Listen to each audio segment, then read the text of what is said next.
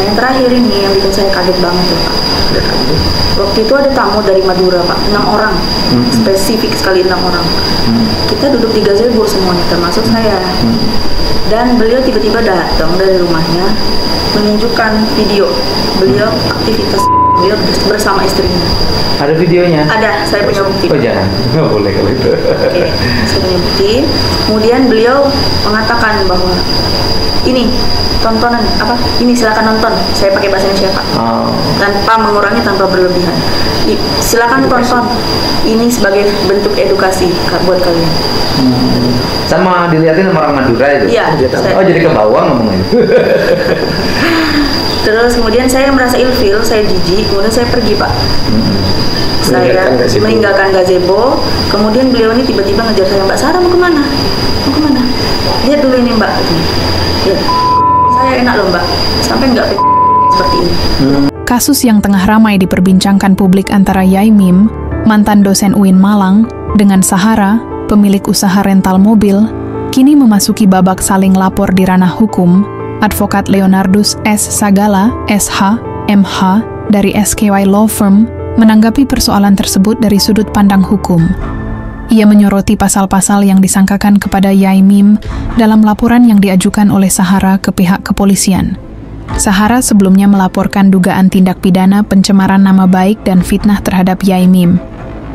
Namun, menurut Leonardus, terdapat kejanggalan dalam laporan tersebut, padahal justru Sahara sendiri yang menyebarkan video di TikTok dengan tuduhan pelecehan dan membawa mahasiswa untuk menutupi dugaan pelecehan.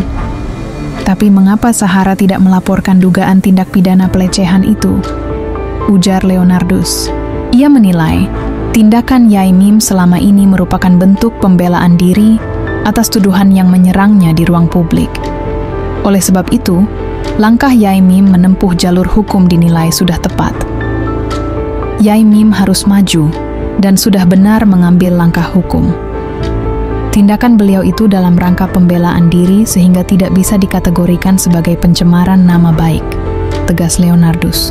Lebih lanjut, Leonardus juga menyinggung posisi Wali Kota Malang yang sebelumnya disebut-sebut ikut mencampuri persoalan tersebut. Ia menilai, seharusnya pemerintah daerah tidak perlu terlibat lebih jauh karena perkara ini sudah ditangani aparat penegak hukum. Wali Kota Malang tidak perlu ikut terlibat karena kasus ini sudah ada laporan polisi. Apalagi, sebelumnya terjadi pengusiran berdasarkan kesepakatan RT, RW, dan beberapa warga, tanpa adanya pembuktian atas tuduhan, tambahnya. Kasus antara Yai Mim dan Sahara terus menarik perhatian publik, terutama setelah video perseteruan keduanya viral di media sosial.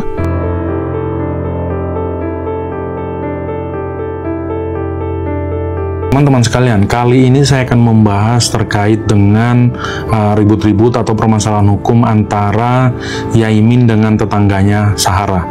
Kenapa kasus ini menjadi menarik untuk dibahas? Karena ternyata diketahui ada katanya kesepakatan warga RT dan RW yang intinya meminta supaya Yai Mim ini meninggalkan lokasi perumahan mereka.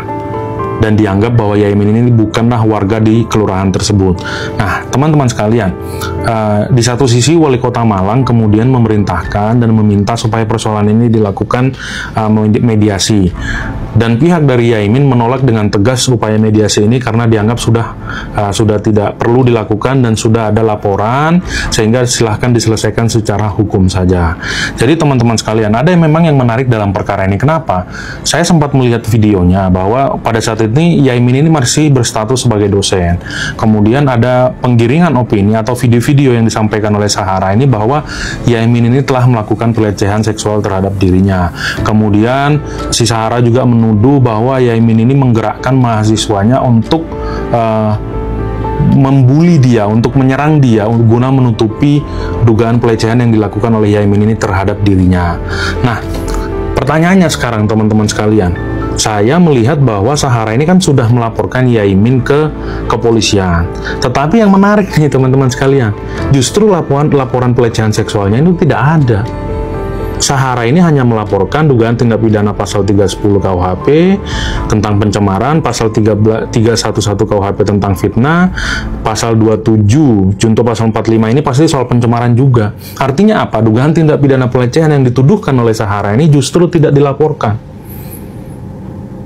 Ini kemudian menimbulkan pertanyaan, kalau memang betul sejak awal Yaimin ini melakukan pelecehan terhadap Sahara, seharusnya yang dilaporkan pertama sekali itu adalah dugaan tindak pidana pelecehannya, bukan soal tindak pidana pencemarannya.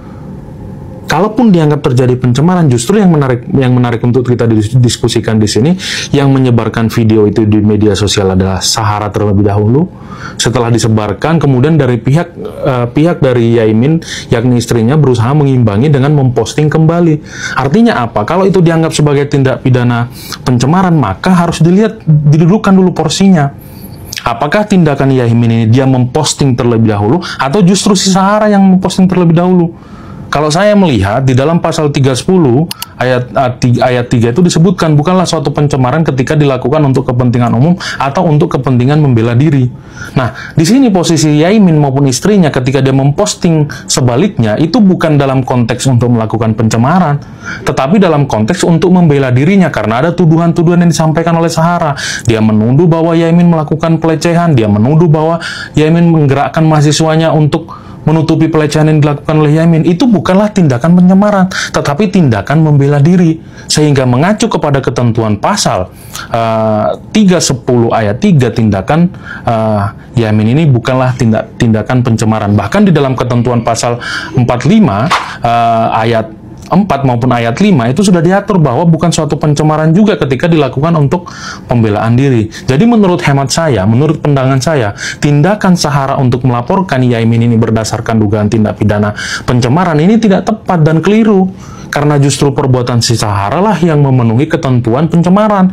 Dialah yang memframing, yang menuduh Yaimin melakukan pelecehan. Tetapi di satu sisi justru tuduhan pelecehan ini dia tidak laporkan ke kepolisian. Ini semakin memperkuat dugaan saya, ya, tindak pidana pelecehannya itu tidak pernah terjadi. Kalau tindak pidana pelecehannya itu pernah terjadi, saya yakin dalam kesempatan pertama membuat laporan polisi, seharusnya yang dilaporkan itu adalah tindak pidana pelecehannya, dugaan tindak pidana pelecehannya, bukan tindak pidana pencemaran. Dan saya mendukung langkah Yaimin melaporkan kembali, melaporkan sebaliknya. Yaimin berdasarkan informasi yang kita terima, yang kita baca di media maupun rilis dari penasihat hukumnya menyatakan bahwa sudah membuat laporan atas dugaan tindak pidana pencemaran juga ya teman-teman, baik di 310 maupun ketentuan Undang-Undang ITE 45 ayat 4. Selain itu juga digunakan ketentuan pasal 335 KUHP, pasal 336 KUHP maupun pasal 167 ayat 1 KUHP tentang memasuki pekarangan tanpa izin. Karena sebagaimana disampaikan oleh Yaimin di podcast Denny Sumargo, disampaikan tiba-tiba si Sahara ini memasuki rumahnya Yaimin, mengunci pintu tanpa persetujuan, tanpa izin dari Yaimin. Saya sepakat dan saya mendorong Yaimin untuk membersihkan namanya, lakukan proses kepolisian. Karena perdamaian itu bukan solusi untuk membersihkan nama Yaimin. Karena di sini sudah ada tuduhan nih pelecehan.